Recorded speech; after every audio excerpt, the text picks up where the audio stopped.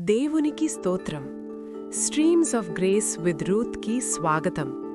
నేను రూత్, మరియు ఈరోజు మీరు నాతో కలిసినందుకు నాకు చాలా సంతోషంగా ఉంది. మనం ప్రార్థనతో ప్రారంభించుకుందాం. పరలోక తండ్రి, ఈరోజు మామల్ని ఒకటిగా కూర్చున్నందుకు నీకు వందనములు. ఈ సమయంలో నీ సన్నిధిని మేము ఆహ్వానిస్తున్నాము.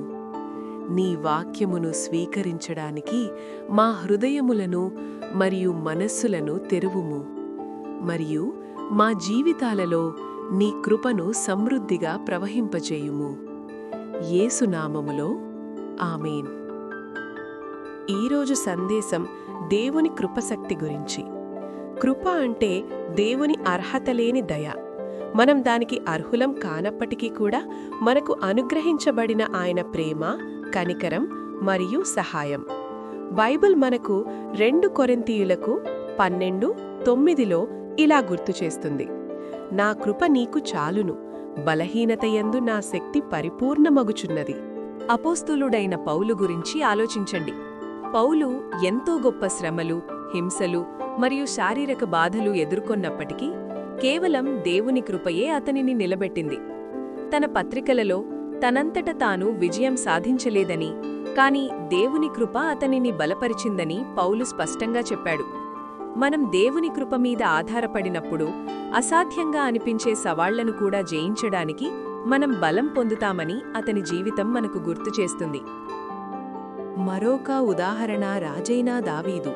అతని పాపములు మరియు అపజయములు ఉన్నప్పటికీ దేవుని కృప అతన్ని తిరిగి స్థిరపరచింది, మరియు అతను దేవుని హృదయానుసారుడిగా మారాడు. దేవుని కృప మన తప్పుల కంటే గొప్పదని, మరియు మనం ఆయనను యథార్థంగా వెతికినప్పుడు అది మన జీవితాలను నూతనపరిచి మార్చేస్తుందని ఇది మనకు నేర్పిస్తుంది. మీ శ్రమలు ఎలాంటివైనప్పటికీ భయం, సందేహం లేదా బలహీనత, దేవుని కృప చాలును అని గుర్తుంచుకోండి. అది మిమ్మల్ని బలపరుస్తుంది, నడిపిస్తుంది మరియు క్రీస్తులో విజయవంతమైన జీవితం జీవించడానికి సహాయం చేస్తుంది. ఆయనను నమ్మండి మరియు ప్రతిరోజు ఆయన కనికరం మీద ఆధారపడండి. బైబిల్లో ఎఫెసీయులకు 2:8 సెలవిస్తుంది: మీరు విశ్వాసము ద్వారా కృపచేతనే రక్షింపబడియున్నారు. ఇది మీ వలన కలిగినది కాదు, దేవుని వరమే. బైబిల్లో తీతుకు 2:11 సెలవిస్తుంది: ఎలయనగా సమస్త మనుష్యులకు రక్షణాకరమైన దేవుని కృప ప్రత్యక్షమై. బైబిల్లో రోమా 5:20 సెలవిస్తుంది: మరియు అపరాధము విస్తరించునట్లు ధర్మశాస్త్రము ప్రవేశించెను, అయినను పాపమెక్కడ విస్తరించెనో అక్కడ కృప అపరిమితముగా విస్తరించెను. మనం ప్రార్థనతో ముగించుకుందాం. తండ్రి, నీ ఆశ్చర్యకరమైన కృప కొరకు నీకు వందనములు. నీ శక్తి మీద ఆధారపడడానికి, నీ కనికరమును నమ్మడానికి మరియు నీ ప్రేమను ఇతరులతో పంచుకోవడానికి మాకు సహాయం చేయుము. నీ కృప మా జీవితాలలో ఈరోజు మరియు ఎల్లప్పుడూ ప్రవహించునుగాక. యేసు నామములో ఆమేన్.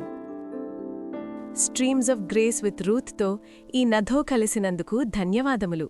గుర్తుంచుకోండి, దేవుని కృప శక్తిమంతమైనది, నిలబెట్టేది మరియు మార్చేది. ఆయన యందు విశ్వాసముంచండి మరియు ఆయన ప్రేమను మీ అడుగులను నడిపించనీయండి. ఆశీర్వదించబడి ఉండండి. త్వరలో మీతో ఆయన వాక్యమును ఇంకా ఎక్కువగా పంచుకోవడానికి నేను ఎదురుచూస్తున్నాను. దేవుడు మిమ్మల్ని దీవించునుగాక. దేవునికి స్తోత్రం.